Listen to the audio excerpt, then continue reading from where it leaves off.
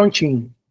Bem, como de costume, vamos fazer a oração inicial, oração composta por Santo Tomás de Aquino, né, que está relacionada ao hábito de estudo, né? Então, vou colocar aqui para vocês e a gente faz a oração inicial. Prontinho. Está aí na tela, né? Vamos lá. Em nome do Pai, do Filho e do Espírito Santo. Inefável Criador, que dos tesouros de vossa sabedoria tiraste as hierarquias dos anjos, dispondo-as no céu com ordem admirável, e que distribuíste o universo com harmonia. Vós, que sois a verdadeira fonte da luz e o princípio supremo da sabedoria, dignai-vos derramar sobre as trevas da minha inteligência o raio do vosso esplendor, removendo as duplas trevas nas quais nasci, o pecado e a ignorância. Vós que tornais fecunda a língua das crianças, tornai erudita a minha língua e derramai sobre os meus lábios a graça de vossa bênção. Concedei-me a curacidade para entender, a capacidade de reter, a facilidade de aprender, a graça abundante de falar e escrever. Ensinai-me a começar, regei-me a continuar e a perseverar até o término.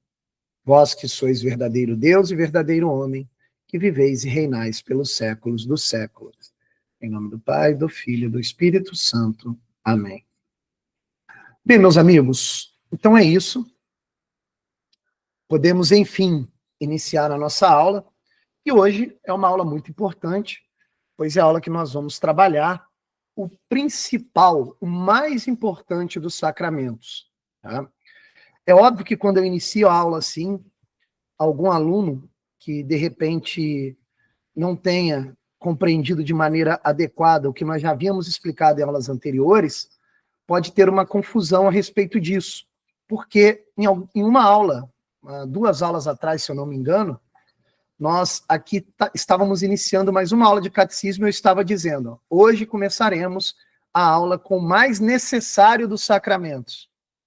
E agora eu inicio uma outra aula sobre outro sacramento, dizendo que é o mais importante e o maior dos sacramentos. Isso pode ocasionar uma confusão, mas é uma confusão que rapidamente nós sanamos, né? O que acontece?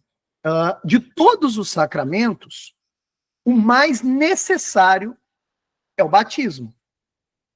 É o batismo. Há 2 semanas atrás tivemos aqui uma aula sobre o sacramento do batismo. Ele é o mais necessário dos sacramentos. Por que o mais necessário? Por 2 motivos, né? Por 2 motivos. O primeiro motivo é que, sem ele, nós não temos o acesso à graça, que é necessária à nossa salvação. E o segundo motivo é que o sacramento do batismo, ele é a porta de entrada para todos os outros sacramentos. Mas, mesmo sendo o sacramento mais necessário, ele não é o maior dos sacramentos. Ele não é o mais importante. Né? O maior dos sacramentos é, sem dúvida alguma, o sacramento da Eucaristia, que é o tema da aula de hoje. Tá? Então, o mais necessário dos sacramentos é o batismo e o maior dos sacramentos é a Eucaristia. Tá? A Eucaristia, ela é o maior dos sacramentos por alguns motivos. Tá? O primeiro deles é o seguinte, a Eucaristia não fornece apenas a graça, como nos outros sacramentos. Todos os outros 6 sacramentos fornecem uma graça, né? Ou seja, o nosso espírito passa a ser habitado pelo Espírito Santo. O sacramento da Eucaristia não fornece apenas isso, fornece muito mais do que isso. Como é que pode fornecer algo maior do que a graça? Simples.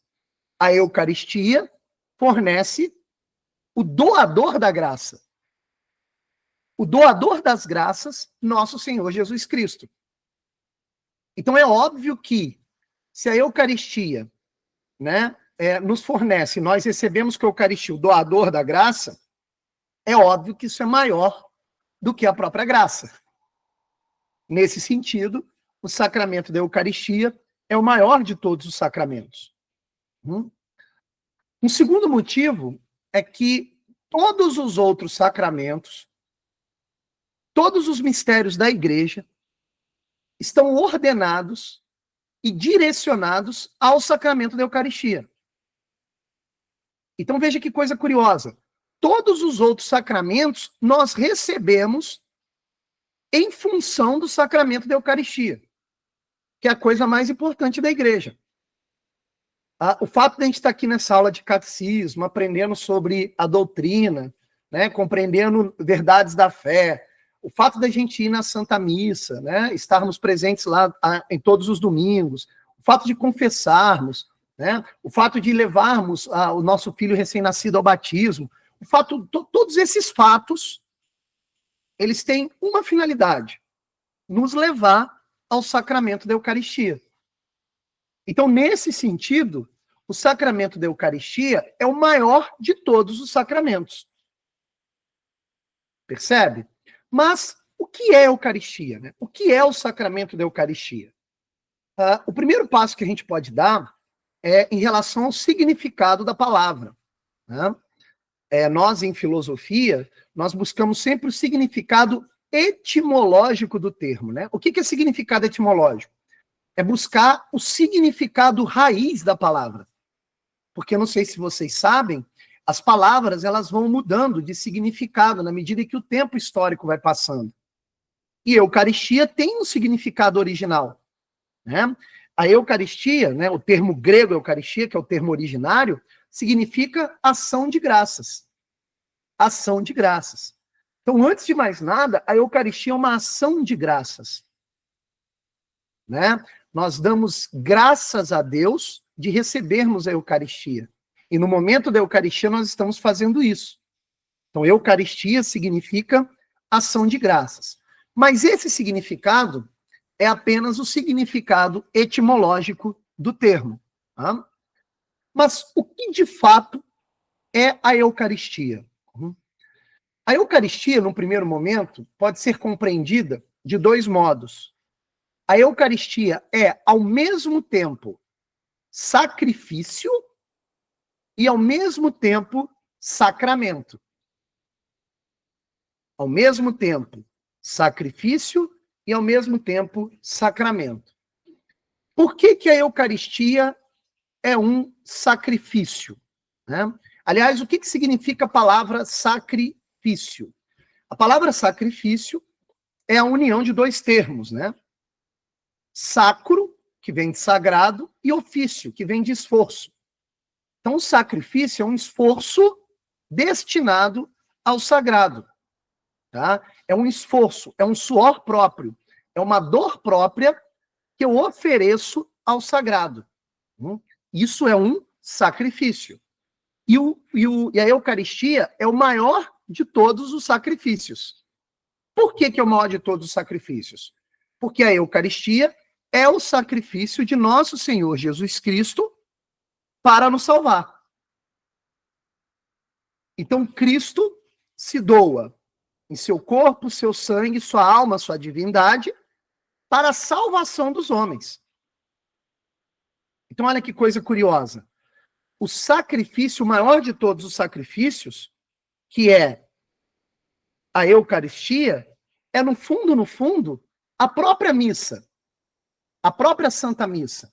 Né? Por que nós participamos da Santa Missa? Porque na Santa Missa é atualizado no tempo o acontecimento do sacrifício de nosso Senhor Jesus Cristo. E o ápice da missa, ou melhor dizendo, a missa de fato, é a Eucaristia. É esse sacrifício. Então, em favor dos homens, Cristo se sacrifica. Realiza um ofício sagrado. Ou seja, ele sofre para nos salvar. Ele é condenado à morte para nos salvar. Ele se doa para nos salvar. Então, a Eucaristia é o maior dos sacrifícios. Só que é óbvio que quando esse sacrifício ocorre na missa, ele ocorre sem derramamento de sangue. Né? O sacrifício original, podemos dizer assim, teve derramamento de sangue. O sacrifício na missa, que é o mesmo sacrifício, ele ocorre, porém, sem derramamento de sangue. Quando a gente diz que o sacrifício é feito sem derramamento de sangue, nós usamos um termo técnico para isso. Nós falamos que o sacrifício é incruento. Incruento é um termo usado no catecismo. Então, o que é o sacrifício incruento? Sacrifício incruento é o sacrifício de nosso Senhor Jesus Cristo durante a Santa Missa sem derramamento de sangue. Percebe? Então, a Eucaristia é um sacrifício, por quê? Porque ali durante a missa, Jesus, por meio de um sacerdote humano, transforma o pão e o vinho no seu próprio corpo e sangue, que é sem derramamento de sangue, e se oferece aos homens, para a salvação dos homens. Então, antes de ser o sacramento, a Eucaristia é um sacrifício. É importante sempre falar isso por um motivo muito simples, tá? A gente não pode perder de vista que a Eucaristia é um sacrifício, porque esse é o centro da nossa fé. Tá? Se uma pessoa que nunca ouviu sobre o cristianismo perguntasse para nós qual é a sua religião, qual o centro da sua fé, você teria que dizer: é o sacrifício de nosso Senhor Jesus Cristo, segunda pessoa da Trindade, que se sacrificou para pagar os nossos pecados e nos possibilitar a nossa salvação. Esse é o centro da nossa fé. Então, o centro da nossa fé é a Eucaristia.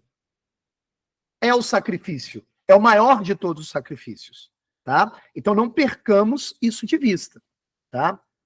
Só que a Eucaristia também é um sacramento.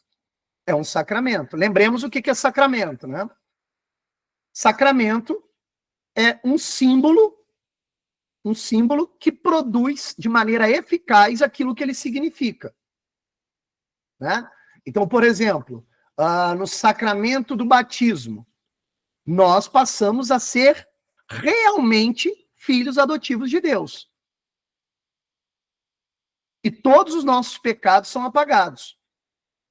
A água ali está simbolizando que está apagando o nosso pecado. Só que isso não é um mero símbolo, mas é um símbolo eficaz. Então, de fato, de maneira eficaz, apaga os nossos pecados. E a Eucaristia é um sacramento. Então ele tem eficácia, ele produz aquilo que ele significa. Então se o sacramento significa, se a Eucaristia significa sacrifício, então o que de fato está acontecendo é um sacrifício. É um sacrifício. Não é uma representação simbólica do sacrifício, não. É o sacrifício acontecendo de fato na nossa frente. Porém, como eu disse, de maneira incruenta, sem derramamento de sangue. Tá? Então, assim, é muito importante para o início dessa aula tirarmos da cabeça, jogarmos essa ideia no lixo de que aquilo que está acontecendo na Santa Missa é um mero símbolo. É um mero símbolo. É uma mera metáfora. É um teatro, é uma representação. Não, não é. Não é nada disso. É um sacrifício de fato. De fato. Por isso que aquele acontecimento que ocorre na Santa Missa, nós precisamos ter o máximo de reverência e respeito. Porque o que está acontecendo é o sacrifício. Então, assim, é muito triste quando você está na Santa Missa, no momento da consagração, em que pão e vinho estão sendo transubstanciados no corpo e alma, divindade de Cristo, sangue, alma e divindade de Cristo, e você vê pessoas rindo. As pessoas se comportando de maneira irreverente. Isso é um desrespeito, porque o que está acontecendo é o sacrifício de Cristo. Cristo se doando por nós. Então você imagina, né, no sacrifício original, com derramamento de sangue, você rindo e caçoando daquilo. Né? Você se pareceria com uma parte das pessoas que estavam fazendo isso. Então, quando você se comporta assim na missa, você está remontando a irreverência daqueles que estavam rindo e caçoando, cuspindo na cara de Cristo, quando Cristo estava se doando por nós. Ó. Então, olha a seriedade do negócio.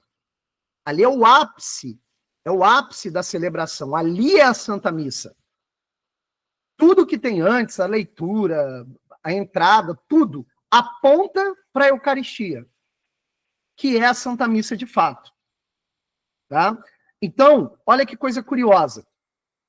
A Eucaristia, enquanto sacramento, é o pão e o vinho sendo consagrados e sendo transubstanciados no corpo e sangue de Cristo. Isso é a Eucaristia enquanto sacramento. E aí acontece um negócio formidável, um verdadeiro milagre ali na nossa frente. Apesar do corpo, do pão e do vinho manterem as suas aparências, a sua substância foi mudada. E agora é o corpo e o sangue de Cristo.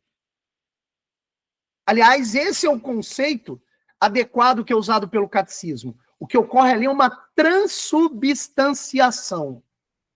Eu sei que o termo é complicado, né? Eu sei que até a Michele, se eu não me engano, comentou sobre isso, mas por vezes nós temos que tratar esses temas que têm origem filosófica, porque são usados pela Igreja Católica.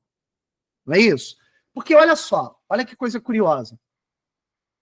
Quando a gente olha um pão, a gente vai lá na padaria, a gente compra um pão, aquilo de fato é um pão. Tem a aparência de um pão e é um pão de verdade.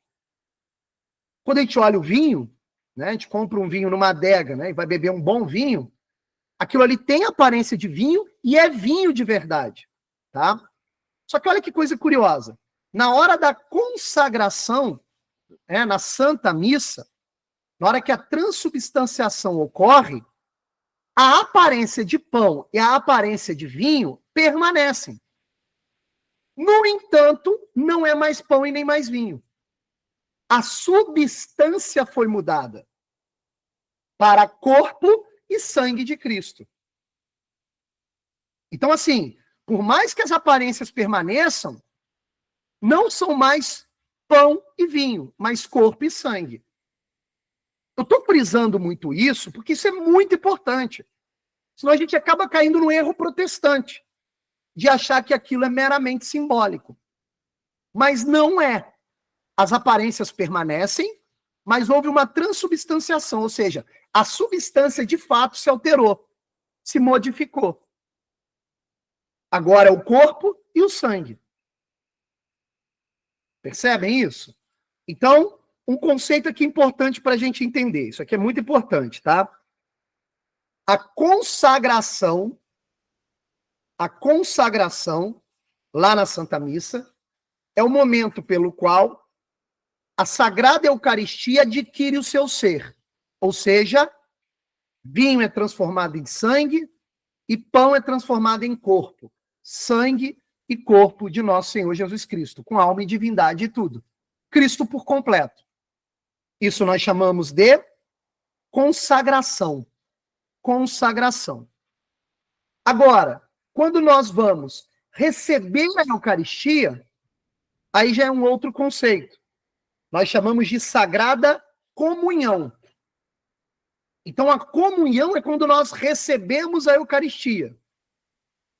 E a consagração é o momento anterior, no qual pão e vinho são transformados, transubstanciados, melhor dizendo, em corpo e alma, sangue, alma e divindade de nosso Senhor Jesus Cristo. Não é uma mera transformação, porque as aparências permanecem. Mas é uma transubstanciação, podemos dizer assim. Ok? É importante diferenciar esses dois termos, porque geralmente as pessoas confundem, tá? Consagração é uma coisa, Sagrada Comunhão, a comunhão é outra coisa. Tá joia? Mesmo porque, quando o pão e o vinho são consagrados, mesmo que o fiel não receba, mesmo que não há a Sagrada Comunhão, ainda assim você já tem a Sagrada Eucaristia com o seu ser. Já é corpo e sangue de nosso Senhor Jesus Cristo. Ok? Então você tem a consagração e a comunhão, que são momentos distintos na Santa Missa. Tá joia? Mas Onde é que nós encontramos a notícia do sacramento da Eucaristia nas Sagradas Escrituras? Você tem ali diversos momentos nas Sagradas Escrituras onde o sacramento da Eucaristia aparece. Né? O primeiro deles, uma primeira notícia que você tem, é o milagre da multiplicação de pães. O milagre da multiplicação de pães é emblemático. Por quê? Porque ali você já tem a notícia da superabundância do pão verdadeiro da Eucaristia. Porque, veja, como é que com pouco pão eu consigo distribuir o verdadeiro pão para todos? E lá na narrativa das Sagradas Escrituras, você tinha um público que iria escutar Cristo, um público grande, e que, obviamente, o pão não daria. E Cristo, então, exerce o milagre da multiplicação de pães. Só que isso já é uma notícia de que o pão verdadeiro, que é o seu próprio corpo, será distribuído em superabundância para o mundo inteiro. Para todos os cristãos. Para toda a igreja. Então você já tem no milagre da multiplicação dos pães uma notícia da superabundância do pão verdadeiro. Já é uma espécie como é que eu vou dizer? De rastro do que Cristo estava preparando. Tanto é que no dia seguinte a esse milagre, Cristo promete aos seus apóstolos e discípulos a sua carne e seu sangue como alimento. Para ver como a multiplicação dos pães já é uma prefiguração. Isso é muito interessante. Aquele seriado, The Chosen, né, apesar de algumas restrições, né, ali tem alguns abusos, tem um episódio que é muito bonito. É o último episódio da 3ª temporada, que mostra a multiplicação dos pães, né, seguida dos apóstolos perdidos num barco no mar revolto, e Cristo vem atravessando por cima das águas, né, e no dia seguinte, Cristo prometendo a sua carne e seu sangue como alimento, que já é a abertura da 4ª temporada. Esse episódio é muito emocionante e muito bonito, tá? Aconselho, inclusive, vocês assistirem, ok? Mas olha só que coisa curiosa, esse trecho do Evangelho de São João, que fala de maneira mais direta ainda sobre o sacramento da Eucaristia. Vou colocar aqui na tela para vocês, só um segundo, para a gente ler juntos. Para nós lermos juntos. Só um segundo.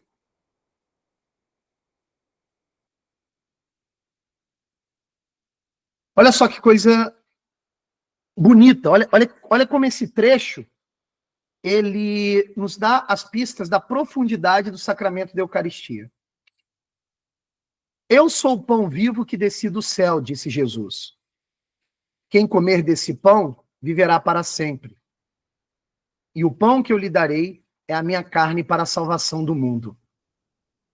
Discutiam entre si os judeus, dizendo: como pode este dar-nos a comer a sua carne? E Jesus lhes disse: em verdade vos digo, se não comerdes a carne do Filho do Homem e não beberdes o seu sangue, não tereis a vida em vós. Aquele que come a minha carne e bebe o meu sangue tem a vida eterna. E eu ressuscitarei no último dia, porque a minha carne é verdadeira comida e o meu sangue verdadeira bebida. Este é o pão que desceu do céu. Não como o pão que vossos pais comeram e não obstante morreram. Quem come deste pão viverá para sempre. Muitos dos seus discípulos disseram: são duras essas palavras. Quem as pode ouvir? Conhecendo Jesus que os seus discípulos murmuravam por isso, disse-lhes: as palavras que eu vos disse são espírito e são vida. Mas há alguns de vós que não creem. Desde então, muitos dos seus discípulos se retiraram e já não o seguiam.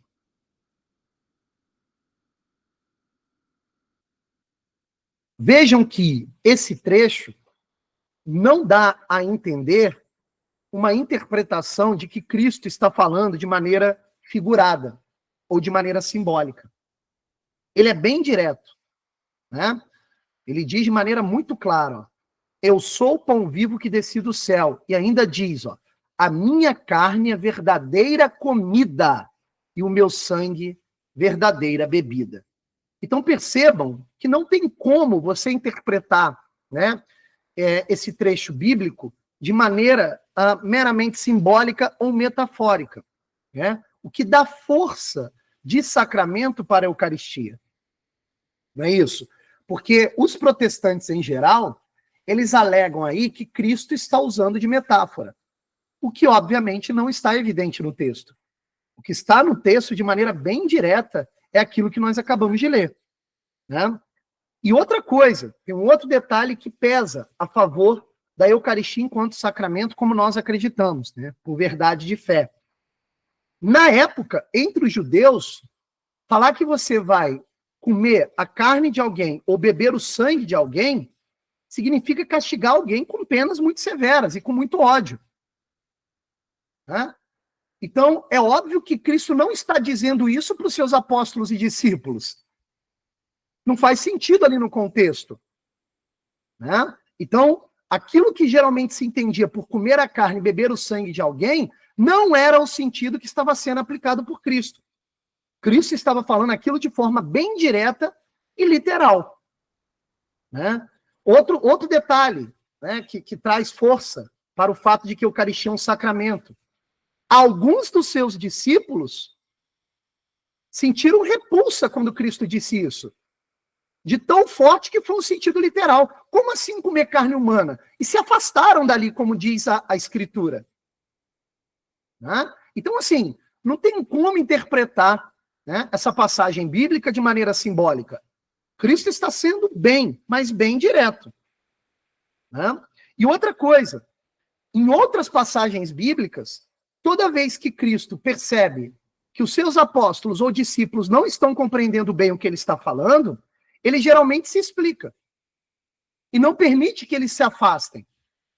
Né? Ele se explica, ele explica com mais detalhes. Isso tem várias passagens bíblicas. A pergunta é, por que não está relatado exatamente nessa passagem uma tentativa de correção na medida em que alguns discípulos se afastaram? Bem, se ele não corrigiu, significa dizer que aquilo que ele disse é o que ele queria que todos entendessem. Percebe? Então a interpretação protestante não me parece fazer muito sentido. Não me parece fazer muito sentido. Né? É igual a instituição da Eucaristia, né, que nós temos na Santa Ceia. Quer ver? Eu vou ler para vocês. Olha como é que fica evidente. Né? Quer ver? Ó, deixa eu achar aqui.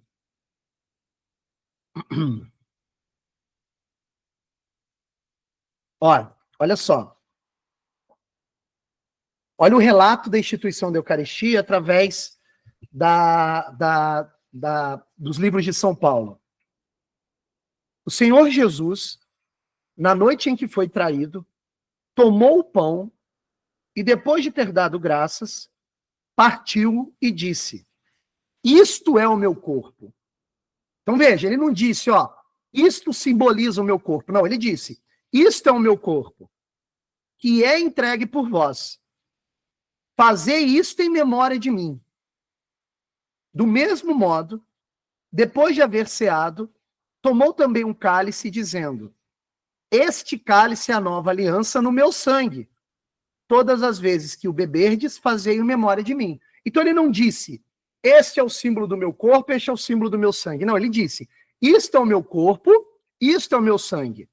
Tá? Então, assim, até quando a gente lê a instituição da Eucaristia, a gente percebe que ele não está lançando mão aqui de metáforas, ou de maneira meramente simbólica. E tem um outro detalhe, né? Cristo, na sua infinita sabedoria, sendo o próprio Deus, ele não correria o risco de haver uma interpretação errada sobre o que ele está falando, ao ponto de idolatrarmos um pão e um vinho, pô. Né? Ele não traria esse risco. Você imagina Cristo sendo um enganador ou um louco que quisesse nos enganar para que nós pudéssemos idolatrar um mero pão e um mero vinho como se fosse Deus. Isso seria idolatria. O pão e o vinho não existem como se fossem Deus. O pão e o vinho são Deus.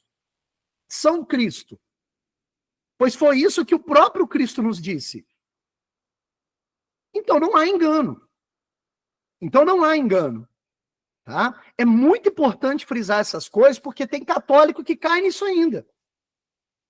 E a melhor maneira de você perceber que tem católico que cai, que aquele sacrifício que está ocorrendo no altar é meramente um símbolo, tem católico que cai nisso, é a irreverência pela qual os católicos tratam esse momento, o que é um absurdo, porque é o corpo e o sangue, alma e divindade de Cristo.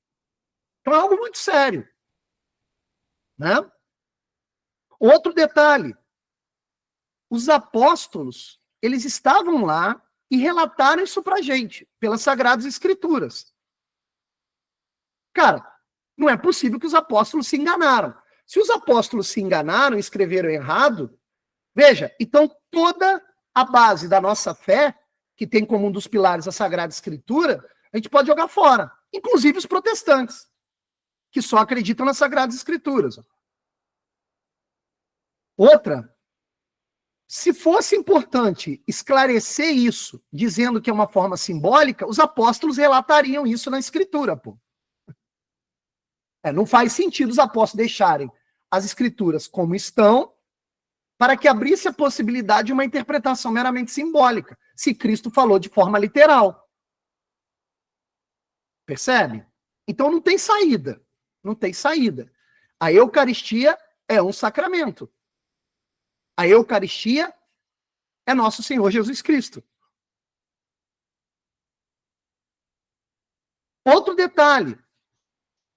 O recurso literário da metáfora, quando Cristo utiliza em várias passagens bíblicas, por vezes ele não tem o entendimento da profundidade pelos próprios apóstolos, que eram pessoas simples e não tinham conhecimento de retórica e oratória. Muito menos reconhecimento de profundidade linguística, de estilo linguístico, estilo literário. Então, por vezes, Cristo explicava a própria metáfora.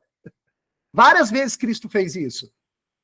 Agora, se não há explicação nessa passagem bíblica, na instituição da Eucaristia, significa dizer que Cristo falou de forma literal. Tem uma passagem sobre Lázaro, né? É que Cristo diz, Lázaro está dormindo. Aí um dos apóstolos diz assim, mas, bem, se ele está dormindo, então ele vai acordar. Mas ali Cristo estava falando de forma simbólica. Aí Cristo diz logo depois, não, Lázaro está morto. Ele está dormindo para o poder de Deus, que vai ressuscitá-lo. Tá? Mas ele está morto. Cristo, então, corrige a má interpretação do apóstolo. Que não é o caso, não é o caso da instituição da Eucaristia, que está sendo falada de forma bastante literal. Não é isso?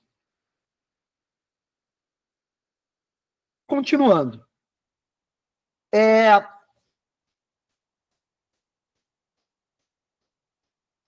Alguns detalhes sobre a Eucaristia enquanto sacramento, tá? Coisas que são importantes para a gente ter em mente quando nós presenciamos o santo sacrifício ali acontecendo na nossa frente durante a Santa Missa. Tá joia? Primeira coisa, Cristo não se divide. O que eu quero dizer com isso? Cristo, por ser Deus, segunda pessoa da Trindade, Cristo está sempre por inteiro. Uma divindade, Deus, não pode se dividir.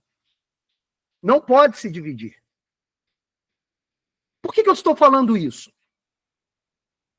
Porque quando nós falamos que o pão é o corpo e o vinho é o sangue, e ambos são alma e divindade de nosso Senhor Jesus Cristo, nós estamos falando que na espécie do pão na espécie do vinho, ou seja, já sendo o corpo e o sangue, em cada uma das espécies nós já temos Cristo por inteiro. Por isso que não é necessário, quando nós vamos participar da comunhão, quando nós vamos receber a Eucaristia, que nós recebamos as duas espécies, pão e vinho. Mas geralmente nós recebemos apenas a espécie do pão. Porque ali no pão já está o corpo, o sangue, a alma e a divindade. Por quê? Porque Cristo não se divide. Então, em cada fragmento do pão, em cada gota do vinho, está Cristo por inteiro. Está Cristo por inteiro. Por isso, o cuidado em manejar a Sagrada Hóstia. Porque um fragmento microscópico está ali Cristo por inteiro.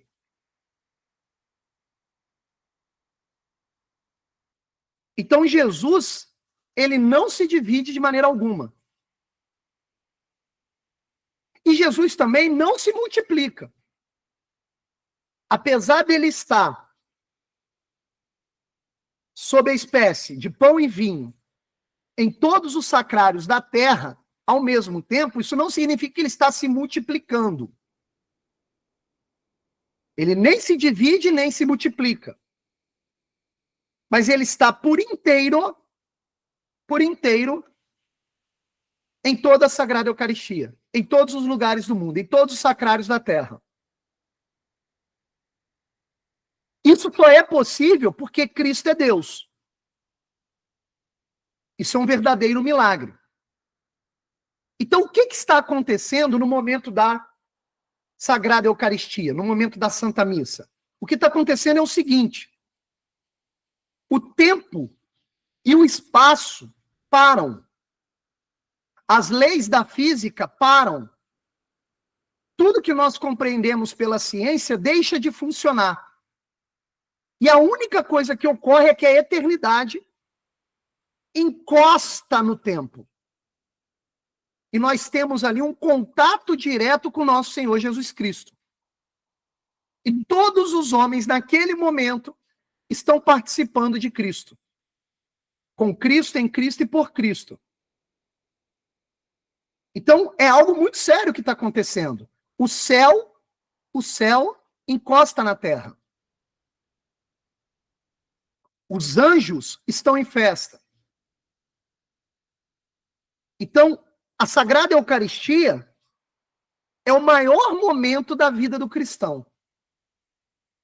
É o momento em que o cristão está mais perto de Cristo.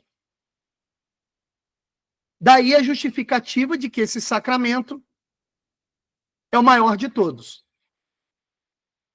É tão sério isso que quando eu li aqui a instituição, não sei se vocês perceberam, tem um momento na instituição da Eucaristia que Cristo diz assim, ó, fazer isso em memória de mim. O que ele está dizendo ali? Ele está ordenando os apóstolos a serem sacerdotes que vão possibilitar a Sagrada Eucaristia para os fiéis até o fim dos tempos. Então, esse memória de mim aí é a possibilidade dos apóstolos continuarem a missão, que é a missão de possibilitar aos fiéis a união, a comunhão com Cristo, a comum união com Cristo. Então, em todo momento da Sagrada Eucaristia, nós temos a eternidade esbarrando na terra, esbarrando no tempo, e ali um verdadeiro milagre acontecendo. E nós entramos em comunhão com Cristo. Por isso que nesse momento, você tem que ter profunda percepção do que está acontecendo. Porque se é o momento em que você está mais próximo de Cristo, então convém fazer o quê? Convém pedir, porque você está próximo de Cristo, Cristo está dentro de você de fato. Convém agradecer, convém fazer silêncio. Ou seja, convém tudo aquilo que diz respeito a uma união máxima com o próprio Deus. O que não convém? Tratar com irreverência o momento, não convém. O que não convém? Não perceber que a comunhão permanece até que a espécie pão se desintegre no seu corpo, que dura mais ou menos de 12 a 15 minutos desde o momento que você recebe a Eucaristia. Então, o que convém nesse momento? Você recebeu a Eucaristia, você retorna para o seu assento, se puder, ajoelhe-se e tem que fazer silêncio e conversar com Deus em silêncio. Não é para ficar cantando a música que está tocando. Não é para sentar depois de 15 segundos e voltar à conversa. Não é para fazer isso. É um momento especial. Você está em máxima comunhão com Cristo. Então é um momento muito importante. Então perceba isso. Do momento que você recebeu a Eucaristia, pense que são de 12 a 15 minutos que Cristo está de fato dentro de você e você está em comunhão com Ele.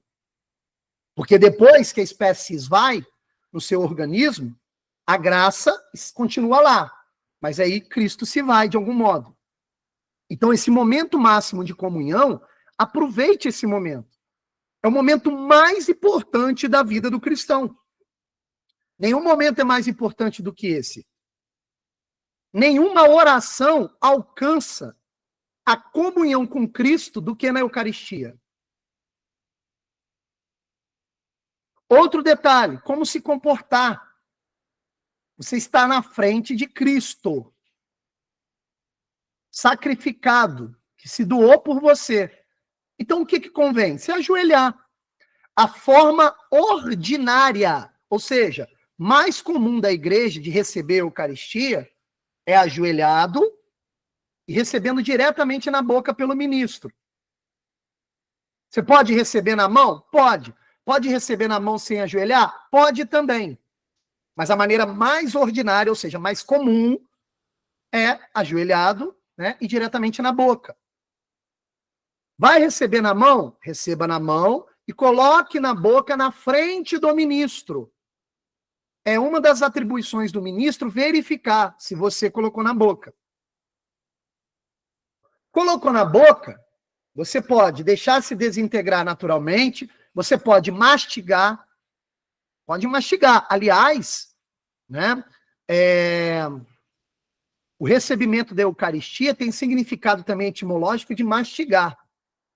Você pode mastigar, né? Às vezes ele gruda diretamente no céu da boca, não tem nenhum problema. Pode deixar lá, pode tirar. Então existem uma série de crendices que foram se formando, né? Ah, que não pode mastigar. Ah, que se grudar no céu da boca quer dizer que você está em pecado. Não, isso não tem nada a ver, isso é tudo bobeira, tá? Isso é tudo bobeira. Então, tente fazer um silêncio e perceber que é Cristo adentrando o seu ser. Cristo por inteiro. Então, o máximo de reverência a esse momento. Ok? O que mais que nós podemos falar? O sacerdote, os ministros, devem ter cuidado máximo, obviamente, né? Com o corpo, sangue, alma e divindade de Cristo, com Cristo por inteiro, com a Eucaristia. Isso é óbvio. É muito triste ver algumas imagens, vocês acham essas imagens facilmente no YouTube, né? Desse momento ser ministrado da forma muito errada. Eu já vi, inclusive, até mandei para o padre, né? Porque o padre comentou disso na aula de domingo, né? E eu até mandei para ele.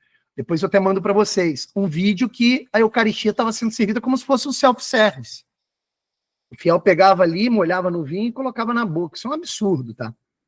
Isso é um absurdo. Isso é um distrato com corpo, alma e divindade de Cristo. Tá joia? Teve a fala agora também de um bispo, falando cada absurdo da Eucaristia que, assim, dá até um pouco de tristeza. E dá para a gente perceber como a gente tem que rezar pela igreja. Né? O que mais que pode se falar da Eucaristia? Bem, eu acho que é isso. Se vocês tiverem alguma dúvida, podem perguntar. Senão, a gente pode caminhar para o final. A aula hoje foi mais curta, né? Mas eu acho que ficou clara. Se tiverem dúvidas...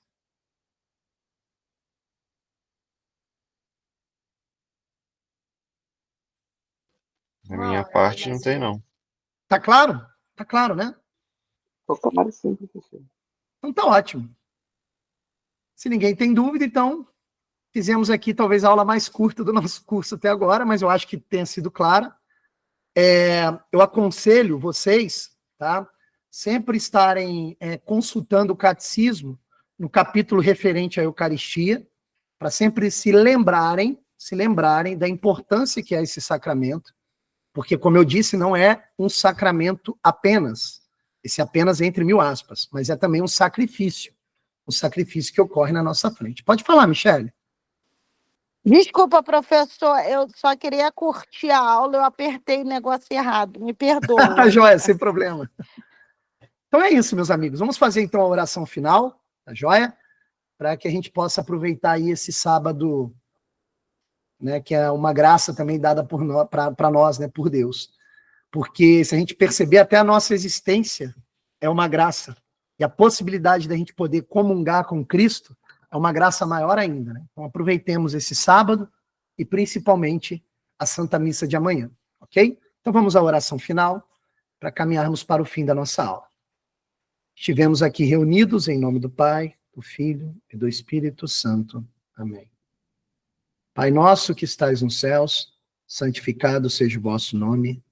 Venha a nós o vosso reino. Seja feita a vossa vontade, assim na terra como no céu. O pão nosso de cada dia nos dai hoje. Perdoai-nos as nossas ofensas, assim como nós perdoamos a quem nos tem ofendido. E não nos deixeis cair em tentação, mas livrai-nos do mal. Em nome do Pai, do Filho e do Espírito Santo. Amém. Então é isso, meus amigos. Semana que vem estaremos de volta. Vamos falar sobre a Santa Missa. Aí possivelmente será uma aula mais demorada. Falaremos do que acontece na Santa Missa, quando a missa começa, quando a missa termina, até em que momento eu posso chegar na missa e comungar, essas dúvidas que geralmente nós temos. A gente vai trabalhar isso na próxima aula, tá? Aguardo todos vocês. Até mais. Fiquem com Deus. Bom fim de semana a todos. Amém. Fica na paz e todo mundo também. Salve Maria. Salve Obrigado, Maria a professor. todos. Tchau. Eu que agradeço.